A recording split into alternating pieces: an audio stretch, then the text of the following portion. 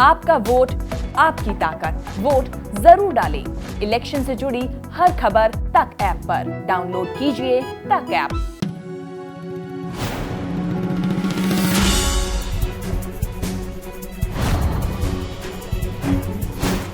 दिसंबर से देश के क्रिप्टो करेंसी मार्केट में लगातार हलचल जारी है। दरअसल दिसंबर में सरकार की योजना में क्रिप्टो करेंसी को बैन करने का बिल लाना भी शामिल था। इसके बाद से निवेशकों से लेकर क्रिप्टो एक्सचेंज और क्रिप्टो करेंसी तक में हड़कंप मच गया। लोगों ने आनन फानन में इसकी बिक्री शुरू कर दी और काफी लोग इसे बेचने और रखने को लेकर दुविधा में फंस गए।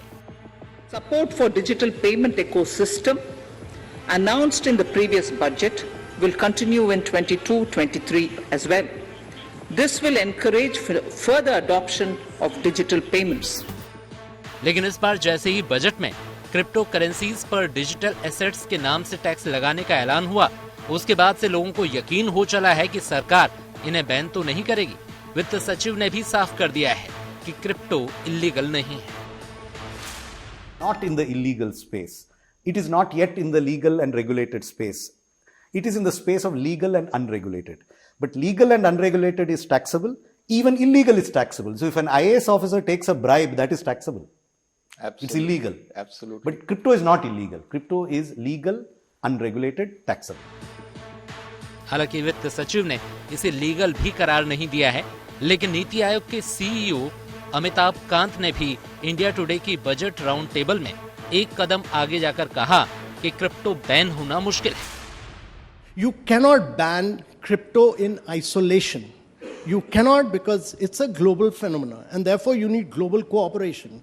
Moreover, it's like saying that you're going to ban the internet. You can't ban the internet. It's like saying that you're going to ban, geographical maps because some terrorists are going to use it. You cannot do that. It's not possible. भले ही अब तक ban न करने के लिए बयानों में केवल इशारे ही मिल रहे हैं, लेकिन क्रिप्टो को कानूनी दर्जा मिलने को लेकर अब निवेशक भरोसेमंद हैं। टैक्स के ऐलान के बाद से निवेशकों को यकीन है कि चाहे जो हो, अब सरकार कम से कम इसे तो बैन नहीं करेगी।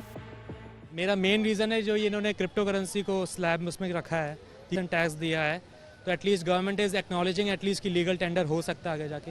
हाँ, ये डीरेगुलेटेड इकोनॉमी में था, तो अगर इसको डीरेगुलेटेड रहने देते बट लीगल कर देते तो बेनिफिशियल होता। निवेशकों का ये भरोसा क्रिप्टो में रजिस्ट्रेशंस की बढ़ती संख्या से भी पुख्ता हो रहा है। अब देखना यही है कि आखिर सरकार इस पर कब तक अपना रुख साफ करेगी।